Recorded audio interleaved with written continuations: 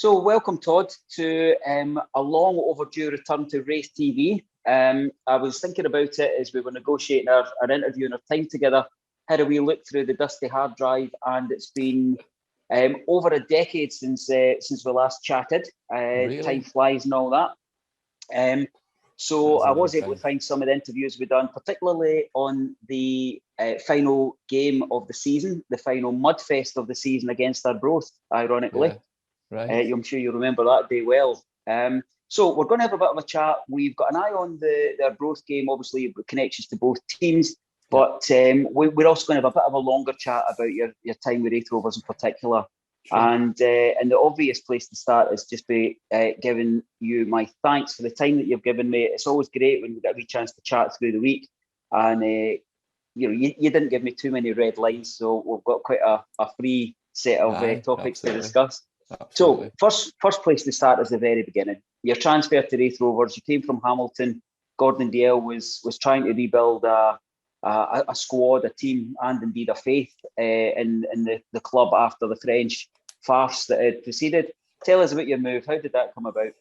Yeah, when Gordon came in, funnily enough, we used to do a little bit of work for the company I worked for when the French contingent were in through the skill seekers, so we were kind of in and around the place and saw it with the influx of French players. But we actually played. I played for Hamilton against Raith. I think it was either the second last game of the season or third last game of the season. I think I need to check the fixtures. And did all right that game for Hamilton. Played against it was Pat Clark that was up front, I think, that day, because I've got a picture of myself in Hamilton strip where winning a header against Pat, probably the only one I won that day, so it's a good job. Glad they caught it. And I think the next game was Partick Thistle away, last game of the season, and I think because I did quite well that game, maybe just stuck in Gordon's mind. So him and Sean had been contacting us during that week and said, "You're leaving Hamilton, do you fancy it?" And I think throughout my whole career, kind of went with them anyway.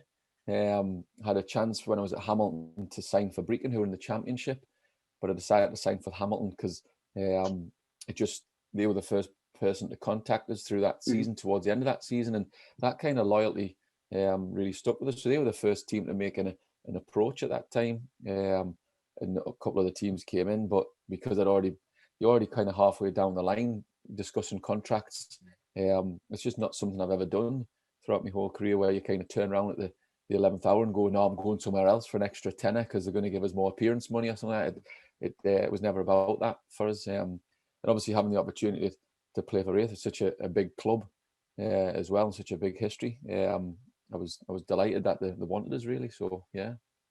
Were you well familiar with the kind of history and the size of the club? I mean, Hamilton have been in the Premier League for a number of years now, but certainly through all that period, we were a club of similar, if not more significant stature. Yeah, absolutely. I think as well, having been there prior to signing and being around the place and seeing the photos on the walls and the pictures, you kind of get a sense of where the club were and what they've achieved in the history as well. So that kind of that gives you a real sense as well. And also the actual playing at the stadium. It's a traditional football stadium. It's got a real good feel for it. I know obviously that it's been a long time since both sides have been full, but the ends, and it actually feels like a football stadium. And the league that at the time, League One, or what would be League One, kind of league championship now, kind of there's not many grounds like that either. So again, having the chance to go and play there every second week as well, it was a good opportunity. What about your role as you came in and you've seen some of the kind of French lads, with no disrespect intended, but trying to find their way into 11-a-side football, never mind professional football? You must have been aware that it was a club that needed some rebuilding. What was it like to be in and around kind of pre-signing as well? It was interesting. I think there was a guy called Sticks who was kind of around about the place that had responsibility for bringing players, and had some kind of influence on what was going on. I don't know, but looking at it from afar, it was like, okay. But obviously that was a massive turnover when I signed with Gordon, and the players that were brought in. I don't think there was anybody left from the previous regime, so it was a kind of starting from afresh. Yeah, I think Sticks was Claude Anelka's PA something which, like that. given he was previously a disc jockey, I could only imagine he carried the records or whatever into the club. But identifying players was maybe a step too far, as we discovered. Yeah, I'm not sure what his role was, to be honest. So in terms of playing with Gordon, and obviously, another club legend was in and around the place, Sean Dennis. What was the training like there? Because they had an enormous job in their hands. Yeah, it was good. Different style of training. We used to train up at the park round behind the stadium, and it was good. We were fit. We enjoyed going to training. I think we were probably limited in terms of the resources we had at times, like for training facilities and equipment. So ultimately, just you do with the best that you've got.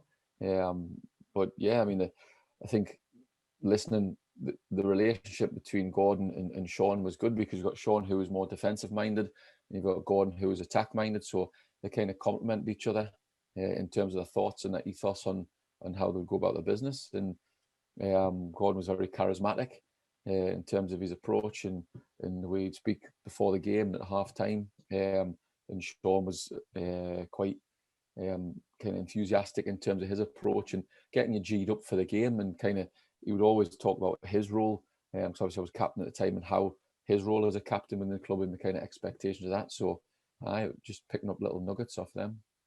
I noticed that one of the things that they resurrected was the Raith Rovers tour of Ireland. I think you must have been part of the last squad that done that. It was something that Jimmy Nichols' time was year upon year. But you went across 7-0 win against Broomfield, and a 0-0 with Clifton Hill. Any memories of that tour? I was trying to rack my brains. I can remember being in Temple Bar, I'm sure, with Chris Silvestro in Ireland. And I'm thinking, is that the same one? Because I'm thinking, I've been to Ireland a couple of times with Raith, and obviously Peter Helliston, who's a connection to the club. When I was at Albion, we were over there as well. And I'm racking my brains trying to remember back, going, is that the same, or was that a different one? And so I'm like, I'm not sure. I'm not sure on that one, to be fair. He's certainly captain of that time in 2005. Yeah. Every minute of every game. I didn't know that. That's interesting to know, because I think I wasn't shy and kind of getting stuck in, and quite often that would lead to a bump and a knock and a bruise here and there. But to not miss any minutes of any game, that's pretty impressive. That was good. Yeah, that was one of the things that struck me as a centre half. You do expect to pick up kind of knocks or indeed suspensions, etc. I think. I definitely think I learned as I progressed, because I didn't get suspended as much as I got older. So I don't know if I was just trying to be a little bit more clever, or whether I was just a little bit more reserved. But I definitely didn't pick up as many suspensions.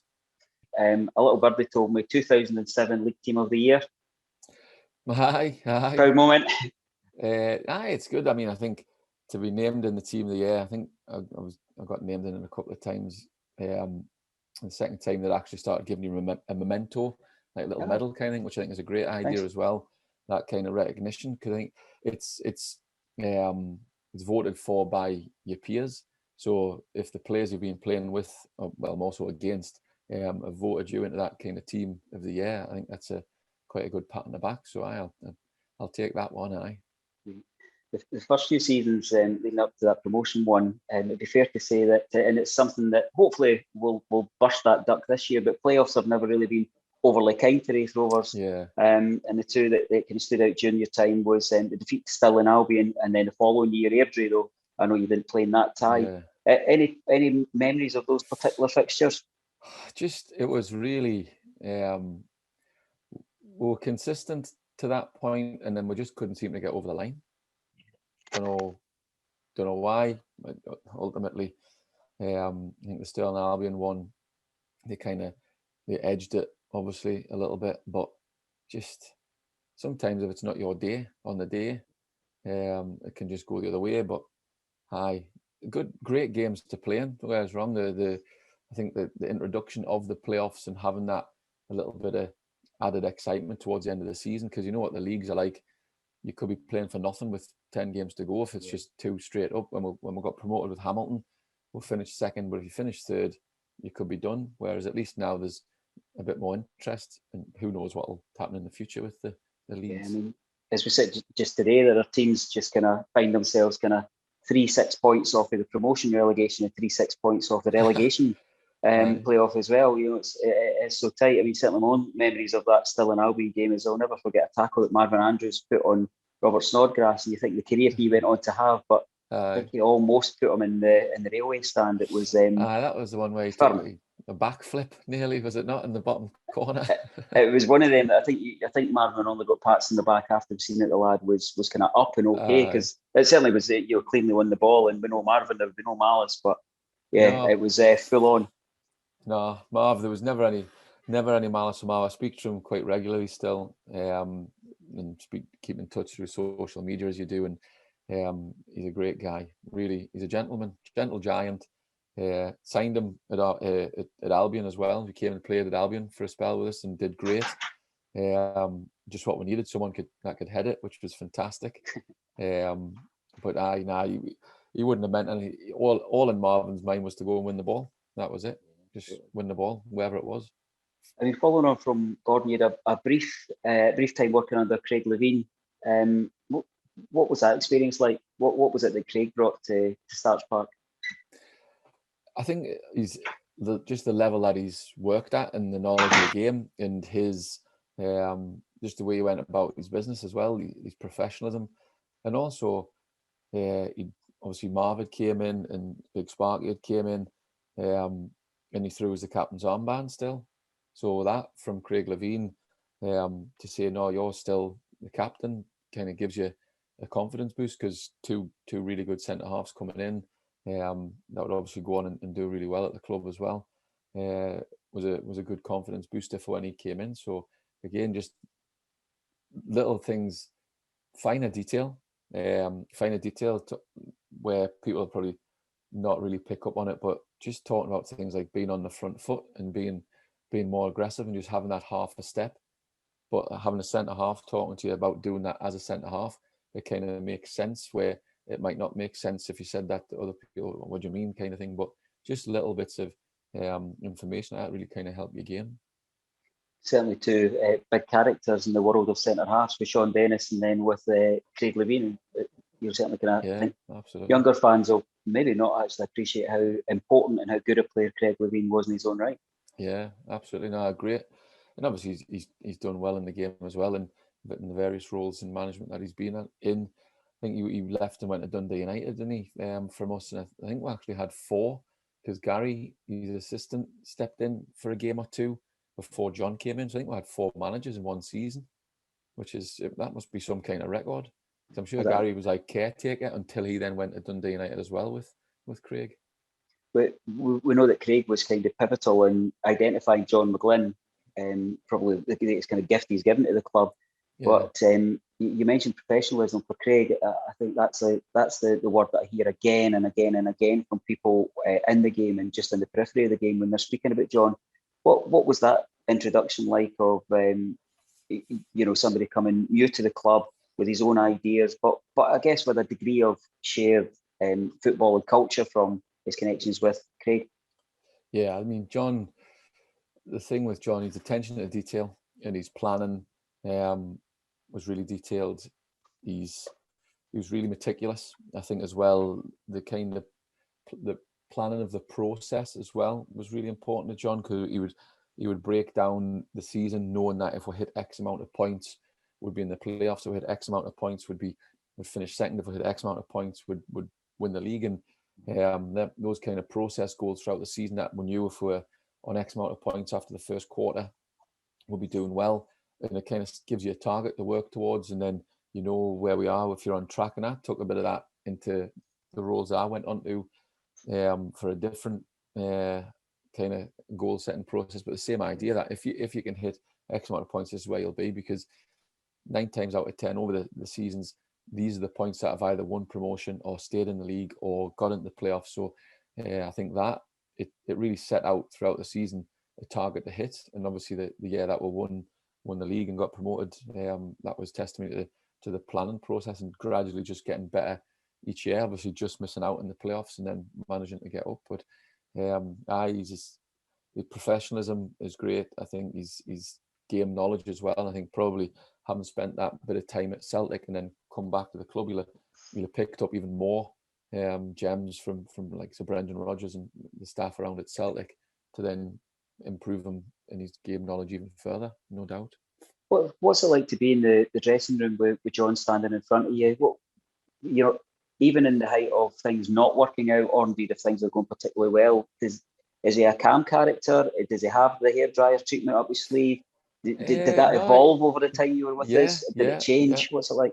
No, I think the skill with John as well is knowing when to do that, because he would bring in different things from a psychology perspective as well. Maybe he's playing the tape in the dressing room about, I remember, I think it was the speech from every given Sunday, and just put it on and just walked out and just let the players listen to it.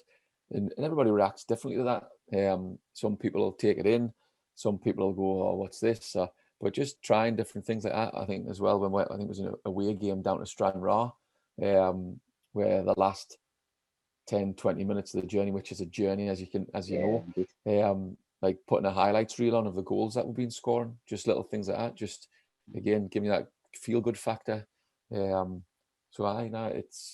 He could lose his temper if he needed to. It wasn't all the time, but again, you know what it's like in football. If you win a game of football, quite often it can paper over the cracks. But I think at times John was still quite analytical over the performance level, never mind the results.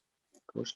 One of the things that a real recurring theme when I talk to former players, and particularly players of John's time at Raith Rovers, is a sense of enormous loyalty that they have to John. They always speak in very kind of positive terms, not only about the footballing experience, but just being taken care of. And they don't always speak about their former managers in that way. We sometimes pick up some tales that fall on the cutting room floor as well. What is it about John and of course Paul Smith's way of doing their business that engenders such respect? What is it that how does he get players on board so much? Both them and Smudgen, they're a great double act, but they're just good guys. Honestly, they're good guys, and players aren't daft. They see through people, and if you're not genuine or if you're not a good guy, they'll not be long hanging about, or they'll not be long in not doing what you're asking them to do. So I think that kind of authenticity and just being generally a pair of good guys, then they relate to people, that can communicate well with people. And if you can do that part, then the football bit hopefully will take care of itself, because the players should be decent. It's just maybe just kind of fine tuning it or putting a bit of polish on. But if you've got that relationship with the players, that certainly helps. Talking about their player recruitment, I was looking at it really made me think as a Raith Rovers supporter how spoiled we were during that time as well, because I thought, well, I'll get out the big book of stats and look at the teams that were there, and I actually found that I could name pretty much everybody and have a tale or a story or a memory about pretty much everybody in that kind of era that you played. If I trot off the partners that you had at centre half: Campbell, Big Marv, Andy Todd, Chris McLeod, Laurie Ellis, Ian Davidson would have been in and around the place. Tell me about some of these guys, because there's some real quality of person as well as quality of player. But having spoke with each of them at different times, and some of them on a quite regular basis, I know that they're all very, very demanding of their teammates. Yeah, absolutely. The first one that I played with was Chris McLeod, and we walked into training, and I can't remember the exact phrase he used, but it was something like, "Aye, thanks for that one last season." Like, I went, "Yeah, what do you mean?" Because he played for Morton prior to, and I think it was the first 5 minutes of his debut, and I was playing for Hamilton. Ball came in, and I just gave him a whack, and I scored a header. So he's like, debut, got whacked off me, lost a goal in the first 5 minutes. So he'd obviously remembered that, kind of then when we met. So yeah, Murdo, he was good, quite a mobile young lad, centre half. And then Gordon said, "Oh, we're going to sign someone that can head the ball further than he can kick it." I went, "All right." But then we signed Marv as well. So he's talking about Sparky, obviously, and Mark came in. He's like, this guy, and Gordon always kind of talked with his hands and going like that, and you know what he's like with his animations. He's really funny. So he came in from St Johnston, which was great, and had a good partnership. And then obviously Marv came in, and I think a lot of the time we played three at the back quite a bit. Yeah, with the three of us, and I think it was quite a solid unit at times. And again, just different style of players and different characters, different strengths in their own games, and it's getting to kind of understand and build partnerships with people. I think it's the same anywhere you play, whether it's in the middle, up front, or at the back. It's about building trust with your partners and playing well with them. What does somebody like Marv do to a dressing room when he arrives? Because I see him lighting up a room when he walks into a supporters function. Yeah. Or actually when he just turns up at the game and I'm heading down to do commentary, you see him coming into the stand and you see kids who will never have seen him play, but they all know him. They all know there's a positivity about him. What's he like to have around? He's just got such a lovable character. When he came up, I can't remember. I think he might have been playing for Montrose. Was it Montrose at the time? When I was at Arbroath, and he walked in Arbroath, and you know how the long corridor down where the dressing rooms are, all the way down to the tea room. He's walked in, and he just shouted, "Oh, goat face!" And I like turned around, the big beaming smile and all that. I'm like, "Well, how are you doing?" Yeah, but he's just like that. He's just a friendly character. Just people warm to him. They really do. What about Laurie Ellis? Returned to the club on a number of occasions. Probably among the highest of regarded players ever to pull on a jersey, but quite an elegant player as well. What was it like him at your side? He was really professional, Laurie. From on pitch to off pitch, just the whole lifestyle of being a professional footballer. And I think that would be a model for any young player looking at and how he conducted himself off the pitch as well as on the pitch, what he ate, what he drank, how he went about his business beforehand at training and all that kind of stuff. It was quite funny. We weren't doing too well one half time, and Laurie's sitting next to me and he pulls out his Jaffa cakes and his bananas and whatnot, and he starts eating them. And Gordon says to him, "Do you think they're going to make you play better in the second half, like?" And Laurie's sitting there eating his Jaffa cake and having his banana and all that. But that was just Gordon, kind of the old school mentality that Absolutely. That's not going to make you play any better. But Laurie, really good professional. He's obviously doing pretty well in his coaching career as well. So hopefully that'll continue because it's a hard job. The other kind of, although he would be playing more as a midfielder at the time, but centre half latterly, Ian Davidson, which you might not know, is just played his 500th game for Raith Rovers just against Livingston there. What was he like as a talent? You don't put 500 games into any team without having a lot of admiration for the various managers. I think even when you even talk about cumulative games, never mind for one team, I think he gets all the credit and the plaudits that he's due for that. I think it's an amazing achievement. Davo in the centre of the pitch, what he brought was his work rate. I think is probably the big thing that stuck out. That the ground that he covered, obviously when he was kind of mid to late 20s, not so much now playing at centre half, but his engine to get about the pitch and to stop the opposition playing and to win tackles and then to set up attacks. But it wasn't just that. He could play as well. It wasn't just that he was fit and he could tackle and he could harry people and he could break things up. He was decent on the ball as well. So I think having played in the centre of the pitch and then going to the back, you see the picture, and his passing ability and his ability on the ball is probably undoubtedly really working really well for the team, being able to start attacks from the back and build from the back because he's a really good player. His 500th appearance, 499 actually took him to the third most appearances for any Raith Rovers player across their entire history. We quiz question, any idea where Todd Lumsden fits in amongst that? Oh, I don't think that'll be particularly high. Well, it might surprise you here. So we've got our club statistician to do a little bit of digging into the archives. Yeah. And he reckons that there's been about 2,277 players have played for Raith Rovers. Where do you think you come? 2,600. 179. Oh, really? 179. And he even gave me a rundown of your 5 goals, so I'll forward that on as well. Any Aye. memories of any of the goals? I can remember scoring.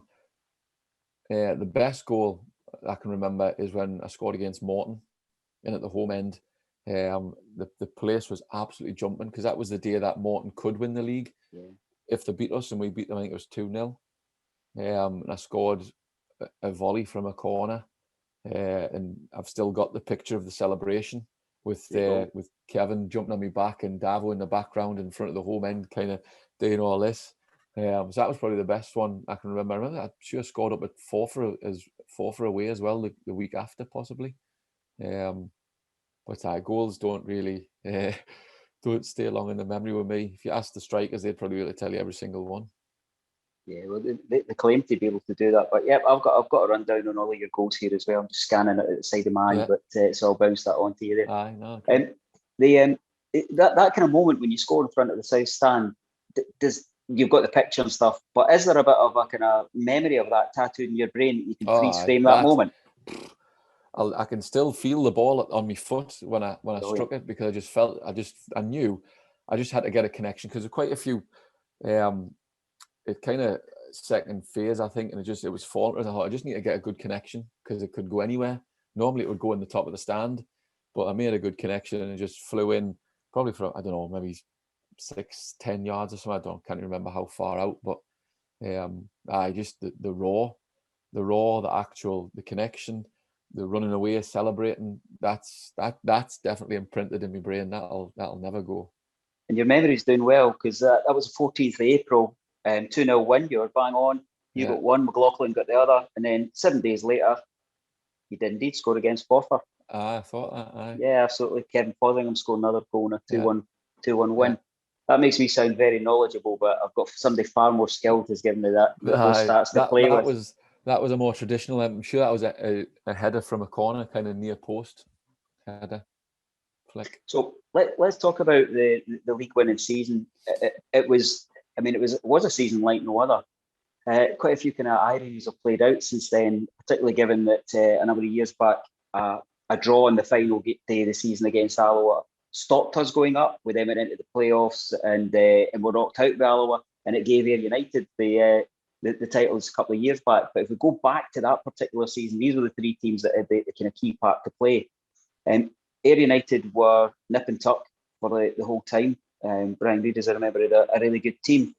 I'm wondering, one of the questions I wanted to ask is, do you remember the game that we played at Starks Park in March? We lost 1-0 to Ayr, and there was a degree of celebration in the Ayr team that certainly amongst fans and people like myself who are on the periphery of the kind of boot room and stuff, doing interviews and such, like, there seemed to be a message being given out from Ayr that that's it done. Did that come across to you guys? Not overly. There's a kind of a slight memory of that, but I don't think it was like really, really shoved in the face. But the thing is, with football, these kind of things can always come back to bite you on the backside, and that's why I try and make sure, whether you win, lose, or draw, you need to handle yourself and act with a bit of respect to your opponents, because if they were going over the score on that occasion, then obviously in the long run, we managed to pip them. But it wasn't something it's not something I can really remember at the minute. So it's not something I can think, they were right in your face. To be honest, when we got beat, I didn't really stick around on the pitch that long anyway, so I'll probably try to erase it from your memory completely. Right.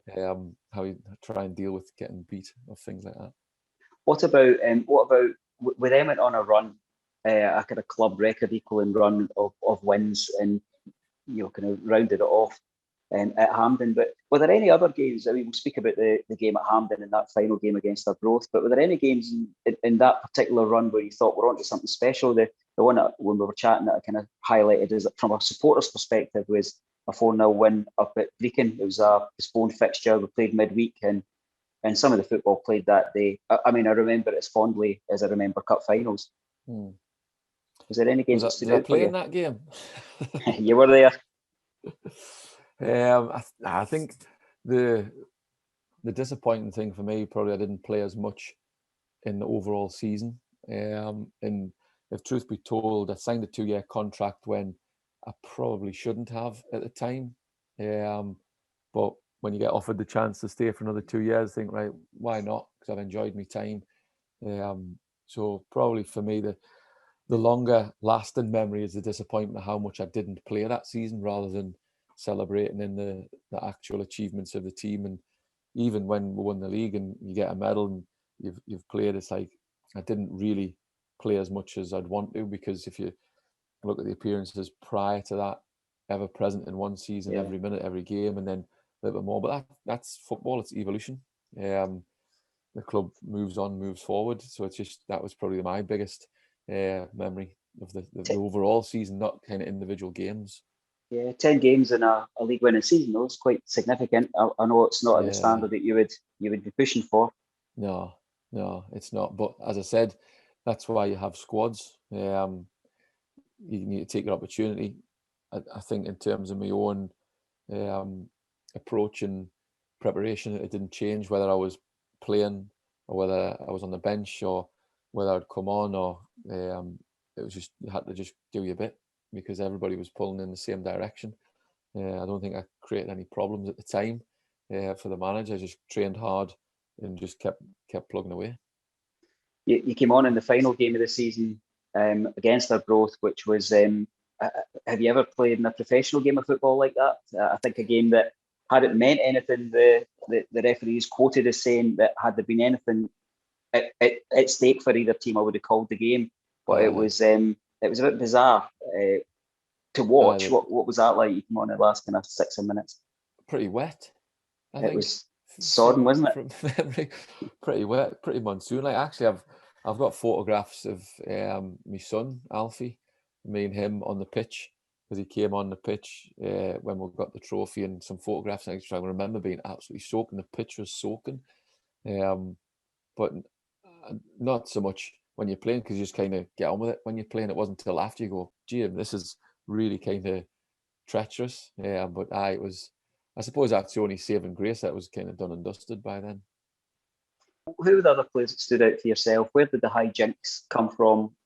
Who was it that kept the team going? Who was it that got you by the bootstraps when you needed a talking to? I think if we go right back to when I first joined, we used to have the minibus. I don't know if you remember, the club used to have the old minibus, and Derek Ferguson would drive it and leave it at Strathclyde Park, and then would all meet at Strathclyde Park and would travel through together. There was about 6 or 7 of us on the minibus, and it was at the time when the Forth Road Bridge, you had to pay to get over it, and there was actually pound notes still kicking about, I'm sure, as well, because we'd go, and there was one night we came over and we'd just be doing daft things as you would be doing on the bus just to pass the time, and we had a pound note, and somebody getting some cotton string and put the pound note on a bit of cotton string, and as I drove up the window, Fergie's put the pound note on the thing and went to drive off. And she just went, thank you, and then someone behind him pulled the string and like whipped the pound note away. And just daftness like that, like nothing malicious, nothing dangerous, just a bit of tomfoolery just to pass the time. That was one of the things I could probably tell you about. But in the dressing room, even like when we started, if you remember, Scott Crabb played for us for a spell as well. And him and Fergie, who were seasoned professionals, they weren't shy in letting you know if you weren't doing your job. Crabbo in particular, but again, great guy to be around in that experience. Excellent. But the characters in the dressing room, like the Davo and Big Hizzy up front, and Marv and Sparky. When you look at the keepers that we've had, Chris Fahey and then Big Davy McGurn, the spine of the team was good, had some good characters in. I mean, we really were spoiled. You were kind of looking at the midfield through that time. You mentioned Silvestro, Walker, Sloan, but up front, I think John pulled out more than a few aces with kind of Gary Wales, Kevin Smith, Weir, Wardlaw, local lad. But Hislop, you mentioned there, your kind of relationship went on beyond Raith Rovers as well. It was just a particular rapport struck up in terms of who he was as a person, how he's connected? Yeah, I mean, you could go back to when I was maybe 21, 22, and Hizzy was playing for East Stirling and would battle lumps out of each other playing against each other. He was always someone that I respected. playing against and then playing with him as well. Just his professionalism and how he goes about his business. 100%er all the time. Never slacked in training, never slacked in games. And when we had the opportunity to go to Arbroath, he was within the kind of coaching environment, and I thought, why not give it a go? So we came up and we did okay at Arbroath. Okay, just wasn't good enough, really. Obviously, we signed a 2-year deal because we knew it was going to be difficult. We probably never had the opportunity to see that through because we didn't get the club to where we needed them. We needed to get to the playoffs, really, and we just missed out on the playoffs. So that's football, though. That's football. You had some time at Albion Rovers, Rangers under-17s, and then you headed up to Arbroath, and as you mentioned, Steve was there. And it's Alan Moore, I'm aware, is that another kind of important character in your probably your personal as well as your footballing life. Tell us a wee bit about that journey from player to management, because it somewhat fascinates me that people are so ready to put on the manager's coat and go to the dugout, because it's an intense pressure that you invite upon yourself.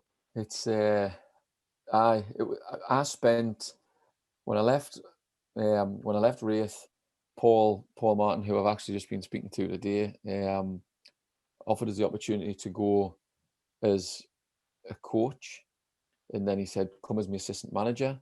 He said, "Do you want to be the captain as well?" I said, "Do you want us to take the penalties as well and the throw-ins and everything?" Like, you know what I mean? So, so I had the opportunity and worked under him for 4 years, I think, as assistant manager. And each year we gradually got better again. And you're talking the budget that Albion Rovers had, you're talking £30 a week, £40 a week for players, and we're fighting to win the league and get out of the league. And the season that he left through ill health was stayed up by the lick of paint from a penalty kick from Kieran Donnelly that kept us in the league. And when he left, the board wanted the continuity and asked, like, would I want to take it on? And you've been an assistant manager and still playing. So I was still playing whilst being assistant manager. So again, your performance needs to be beyond reproach, because if you're being analytical of players at half time and full time, they can quite easily turn around and go, "Hang on a minute, you were woeful today." So that side of it, you need to make sure is a different pressure, because you're not just then looking at your own performance, you're looking at the whole team performance. And I think Paul and I worked particularly well. He was very much charismatic in his approach, and I was maybe more analytical and tactical, and that kind of, it was yin and yang kind of thing, and we did well together. Going from being assistant manager to manager, though, I don't think anything really prepares you for that. I still thought I was a player. That was the biggest error that I made, I think. And looking back now, and you don't know what you don't know, if that makes sense. Absolutely. I know what I know now. I didn't know that then. So if I knew what I knew now, I would like to think I would do a better job than what I did then, because of how I conducted myself. And you look back and you go, I was a lunatic on the sidelines, because I still thought I was a player, and I was still trying to head every ball and kick every pass and win every tackle and on at the players all the time. And that's just not conducive to a kind of good rapport. But only through time then you reflect on that, because then you go into from there. We got beat at Alloa and got relegated, and it was already agreed that I would stay. I said, "Look, whatever happens, what do you want to do?" I said, "Well, we've come so far this season. We were always going to go up against it, but we got relegated. But we want you to stay, right? No bother." And then we went to the last couple of games of the season, and they changed their mind. So I felt like it kind of had the carpet pulled from underneath you when we're starting to look at building for the following season and identifying players to sign. And then all of a sudden they go, "Oh, we're going to go in a different direction." So that was pretty hard to take after being told, "Look, we've made progress here and there. Obviously, what we've learned, we need to take that forward." So I'm thinking, right, okay. So that kind of came out of the blue. So that was a bit of a sickener. But then I got the opportunity to go to Rangers and work with under-17s, and that's a completely different environment. And this kind of, I think the biggest thing in terms of your sideline conduct. Now, I'm not saying because it's Rangers or whoever, but I think just working in that environment within kind of the professional youth setup, and you just don't act like I acted the year before. So you change your mannerisms and you learn new behaviours in effect. So my kind of default behaviour, because this is the way I played, would be a shouting ball. And I can't shout and ball at people when I'm in charge of 16, 17-year-olds because they're there to learn and to get better. So that kind of learning is what kind of you're going round in a circle. And then I work with Murray Allen. I've worked with him for a number of years, and he actually tried to sign us about 4 times at Stirling Albion. Every time he said he couldn't afford us. But just the loyalty to Raith and staying and signing another contract was part of it. So I could actually been promoted with Stirling rather than missing out with Raith. But so he said there's because he'd been at Morton full time, and then he's working at the college with me, and he said, look, if I get a job, will you come as my assistant? I says, well, get a job first and we'll see. Talk about it. So he went for a couple of jobs and just got pipped for 1 or 2, and then the Arbroath one came up and he says, do you fancy it? I said, give it a go. And again, kind of the understanding, being that assistant manager again, understanding what the manager's strengths are, and then realizing what you need to do to kind of work within him. We would plan what we're doing for the season, the month, the weeks, the session. We never planned how we're going to interact. We just knew who was going to say what and who was going to do what, because we know each other that well, and we're doing really well. And we had the opportunity to sign, I think they'd asked Alan to sign another 2-year contract around Christmas time, and he's like, we'll sort it later. And then the wheels came off. I think we were 12 points clear or something like that at Christmas, and we lost Kevin Nicol, we lost Paul McManus, we lost Big Bridie as well, Scott McBride. 3 like pivotal players within your team, and just didn't really get it back on track, and just gradually just fell away. And then obviously they asked Alan to step aside, asked me to stay on to see them through to the end of the season. I spoke to Murray and said, look, what do you think? She said, just stay. I haven't getting shot at you, just stay. You're under contract. And then at the end of the season I said, come in and have a chat. And again, he was the first person I phoned because we worked together and close friends. I would regard him as a friend rather than a colleague. He was like, look, give it a go. Kind of thing. If he'd said no, if there was going to be any bad blood, because we actually shared an office at work. So could you imagine that? After working together and then sharing an office together and going, by the way, thanks for the job. So there was, and you hear stories where assistant managers move up and, he stabbed him in the back or this or that. There's never, there was never any indication of that, and there's obviously there never would have been, because it's just not that, it just wouldn't have happened. Exactly. Didn't happen. Was never in question. So obviously get the opportunity. So again, having the opportunity to be a manager, you just can't turn it down sometimes, because you never know when that opportunity is going to come again. And the biggest thing I've found trying to sign players for Arbroath, when Barry Ferguson's trying to sign players for Clyde, the money that they were paying at the time, the profile of someone like Barry Ferguson, who's Todd Lumsden? Why would I want to go to Arbroath to play for Todd Lumsden when I can stay in the Central Belt and play for Barry Ferguson? A lot of it comes from profile, and at times, and I'm not trying to do myself down, but my profile's not that high that people go, definitely want to play for him, because that's the lure. Like, players want to play for managers. I think I've probably done well to get the opportunity to do it. Will it ever come again? Probably not. I think I'm too far removed now. Is it something that would draw you back? Would it have to be a part-time club so you could kind of balance your college responsibilities? My full-time job as the title is curriculum quality leader, so basically just the head of sport for New College Lanarkshire, which was Cumbernauld College. So we're based in Broadwood Stadium at Cumbernauld. That's my full-time job. But everybody who's involved in part-time football know, and you know yourself, it's not just 2 nights a week and a Saturday. So if you think, if that's what I'm doing as a player, for you guys trying to do all the stuff that you guys need to do, it's not a part-time job, it's not a hobby, it's a second employment. And when you become assistant manager, you take on the responsibility of what you need to do, but then again, being the manager, the additional responsibilities, managing up the way as well as down the way, and managing the press and managing the board and all that kind of stuff. But it's great experience. Both Albion and Arbroath loved it, absolutely loved it. Didn't work out, so what? That's just football. No hard feelings. Move on. But nothing really beats 3 o'clock on a Saturday. You cannot. Is that the absolute draw? Because when we look at it as you were talking earlier about when you're in certainly Albion Rovers at the beginning, there wasn't the space for reflection. You maybe get more of that time when you're at Rangers, and there's not only a different expectation of conduct, but you're working with much younger people as well. Yeah. And we have all every experience we have. We're failing ourselves if we don't have a wee think about what we could have done better. But it still comes back to this idea that I speak to you guys in the notion that I could give up so much of my free time, my family time, my energy, my worry, and throw my hat in the ring again to be leaving work at 4, 5, 6 o'clock, getting home at 11. Would you do it again? And all of you say, yeah, in a heartbeat. And what you all say is, because 3 o'clock on a Saturday is special. What is it about this game, and what is it about Scottish football that gets that out of us? It's just in you. It's in your blood.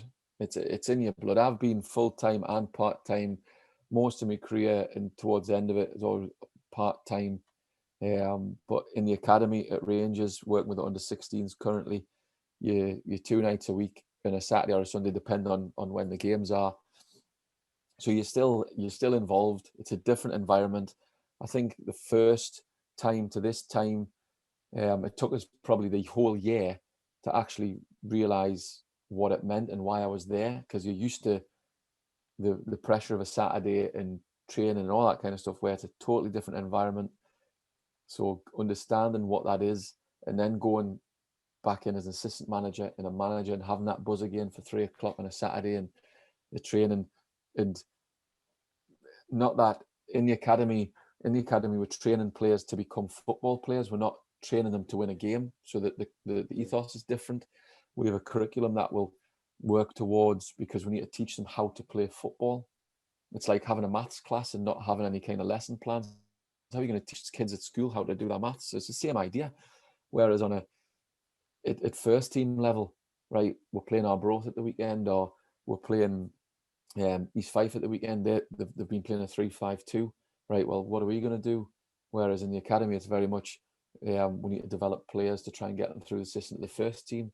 There's a totally different planning process and tactical side of things at the first team level. But I'm yet to find anything that would replace the 3 o'clock on a Saturday. Would I go back?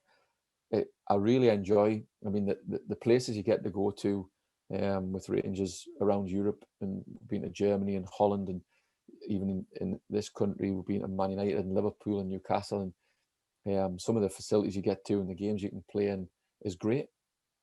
It's still not 3 o'clock on a Saturday, still not the same. But as long as you understand that and you're kind of comfortable in that, it's a great environment to work in.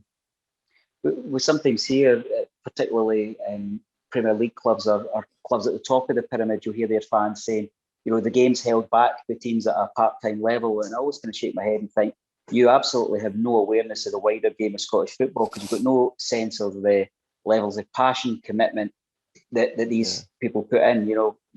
So recently interviewing some players for these half-time pieces who are now playing with part-time teams, and their day-to-day calendar that they describe is incredible. Speaking with Greg Spence, as well as his full-time job, his part-time football, also coach a football team as well. And you think, like you say, it's just in you, isn't it?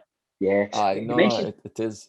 You mentioned quite a few names there. That, again, I was struck with Scottish football. It's a small network, but you mentioned McManus, you mentioned McBride, who have got Rovers connections. I had a wee look at one of your team lines, and Mark Watley was there, Bobby Lynn. Obviously Bobby Lynn's still playing. An annoyingly talented player. What was he like to manage? I mean, again, I think the longevity of Bobby's career is testament, again, how he trains and how he looks after himself. Top professional, top lad, really, really, really good player, really good lad, really talented. Honestly, just a joy to work with. Worked hard, talent, just loved football, loved training, loved playing, loved football. Didn't like getting beat. as well, which is what you want to see.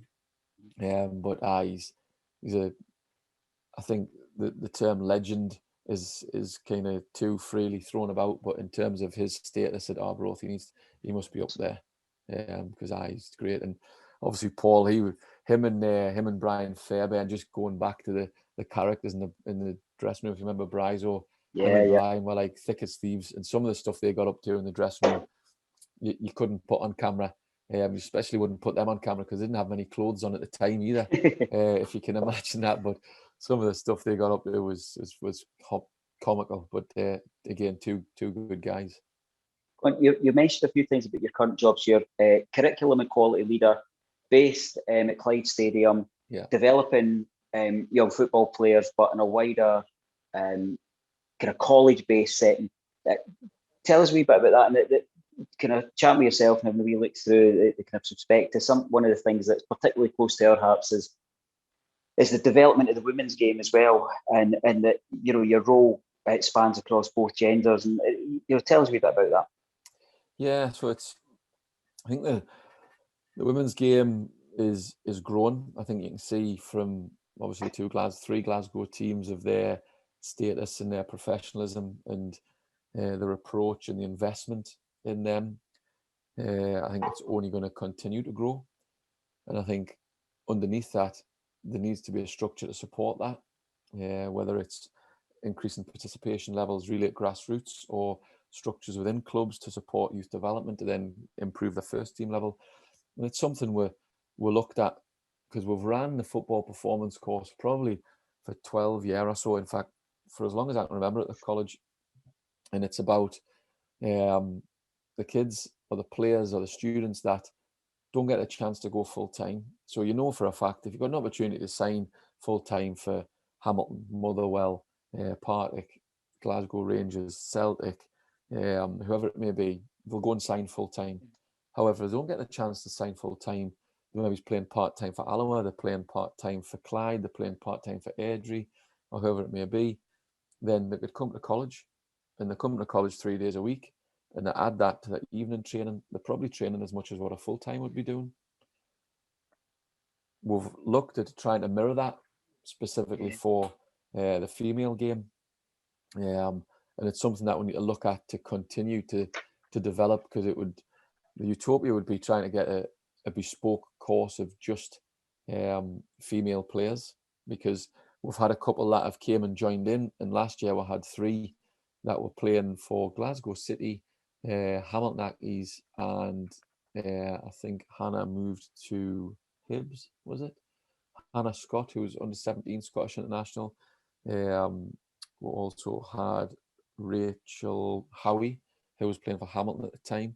And they came and they actually said to them, look, we haven't got enough to run a bespoke female class. Do you want to join in with the boys? And they were fine. And in terms of holding their own in training, absolutely no problem, because of their ability levels. But it would be ideal if we could get a class or a course specifically just for females. And that's something that through the college and the marketing department, we need to try and push a little bit further. Because obviously it's demand driven. If there was enough girls out there that all wanted to do it, it would run. If there's not, it doesn't. Unfortunately, that's just the way it is. Forgive my ignorance here, but it's an important question to ask. Is it a model that's replicated elsewhere? Are there other clubs working with this function? Is there other local authorities? Because it seems to be a model that makes a lot of sense. Yes and no. I think some places have tried it. I'm not sure how successful or the longevity of it that it's been. The reason we have probably delivered it over such a period of time is because of the facility where we're based. That's a massive plus. Having the stadium there, having a great partnership with North Lanarkshire Leisure. We train on the stadium pitch. We'll have access to the outside pitches as well. So in terms of the estate, it's excellent. But also, I think a bigger pull is we've got Sandy Clark that works with us, who's Queen of the South's assistant manager. That's been a coach and a professional football player at the top level, UEFA Pro license, and Alan Moore. So we've got football guys delivering a football course. It's not college lecturers trying to put on a football course. And I think that is a big factor. So the staff, as well as the facility that we'll have, obviously I'm involved as well to a certain extent and can lend a hand. But I think we, through our contacts and through our network, will do presentations to clubs, and we'll go and speak to parents, and we'll do presentations to SYFA as well for the kind of boys club national team level as well, because you don't have to be at a pro youth club to come to college. You could be a good player playing for a boys club team and be a good student. So it's not like it's equal opportunities. If you're a good player, you can get in. You don't have to be playing for Stirling Albion part-time or Partick Thistle part-time. So it's just creating opportunities for people. But there is that perfect balance, and more like working with young people, is that not everybody's going to make it in the game. Injuries come along, etc. But what you've got is people leaving with nationally recognised qualifications that actually sees you move on in your life. I think the thing is as well, you're coming at level 5, which you'll understand as int 2s, and it's now national 5s and higher level, which you'll have heard of that phrase, I'm sure. So level 6. So you could technically be doing your football performance course for 2 years, then moving on to an HNC. And what we tell the players, and we really do encourage, when we've been doing presentations, the parents to attend, because the son or the daughter will go home and say, I want to go to college because I'm going to go play football. What the parents want to know about is the education structure behind that, and actually how that could go from a level 5 and you could be going to university in 3-4 years time. And that's the kind of the pathway that is more really appealing and supporting the player, because we know that not everyone will go on and have a sustained career in football. It's really difficult. Great. That's really interesting to hear about. So I'm conscious of the time, but I'm going to just round off with a couple of quick fire questions for you. What's not necessarily looking for Raith Rovers answers, but what's your lasting memory? What's your high point of your football career? I definitely think the Raith Rovers won the goal at the home end against Morton. That's a standout, 100%. I think the achievements we had at Albion, when Albion at the time were regarded as not the greatest, but actually were pretty successful. So I think the building blocks that were put in place there was pretty good. I think looking from going way back to when I was a young lad at Oxford, had the opportunity to play against Ian Wright at Highbury before they moved to the Emirates. So the young lad, and I'll need to look at my mum and dad's loft, because I used to send them the team sheets when we played in the reserves, because we were fortunate we played in the Southern Counties League, it was called. So you'd go like the far east as Norwich, all the way across the Southern Counties to kind of far west as Swansea. So you'd play on Carrow Road, you'd play on Highbury, you'd play on Vetchfield as it was at the time, or the Dell. So that the stadiums you'd get to play on in the reserves at that time were phenomenal. So that's definitely a highlight. Great. What about, tell us about your relationship with our supporters. We're a quirky bunch, we're reactionary, highs and lows, black and whites, there's no grey. What's your relationship being like with, particularly with Raith Rovers fans?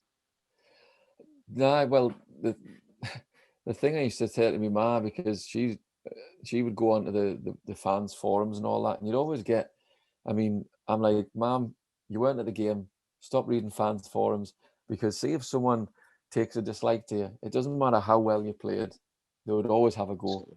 But you know what, they just want the best for that team, and so did we, and so did all the players, and you'd always give it 100%. I don't think it doesn't compute with me that you don't try, or you're not giving your best, anything like that. Certain players or certain positions you can run around differently, but it's never been something that you'd say you've never tried. I think probably one of the best ones from memory with the fans is when I was manager at Arbroath, actually.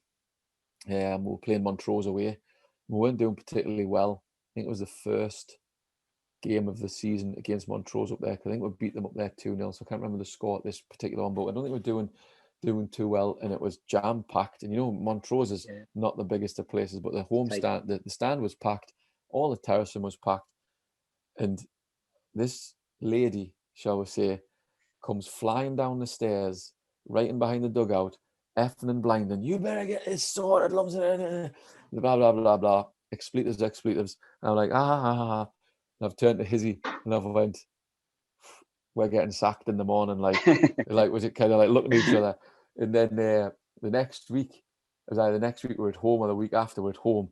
And we've gone into the lounge to do the kind of after match thing. And who was sitting there but that very lady and all of her friends, because she was absolutely steaming, like at the Montrose game. And all her friends were going, oh, that's such and such who was shouting at you.